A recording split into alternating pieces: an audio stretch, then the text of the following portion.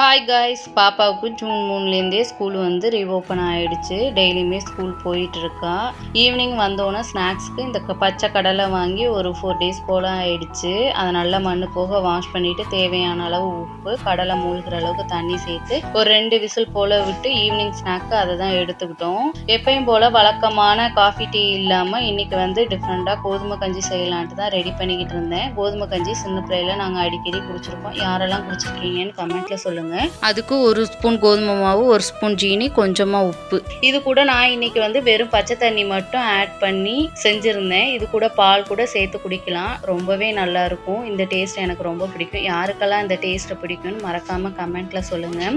Evening ஸ்நாக்ஸ்க்கு கடலையும் கோதுமை கஞ்சியும் குடிச்சாச்சு. நைட் டின்னருக்கு தோசை ஊற்றி காலையில் வச்ச குருமா குழம்பு இருந்துச்சு. அதை வச்சு சூப்பராக டின்னரை சாப்பிட்டு முடிச்சிட்டோம். வீடியோ பிடிச்சிருந்துச்சுன்னா லைக் பண்ணி சப்ஸ்கிரைப் பண்ணிக்கோங்க. தேங்க்யூ ஃபார் வாட்சிங்.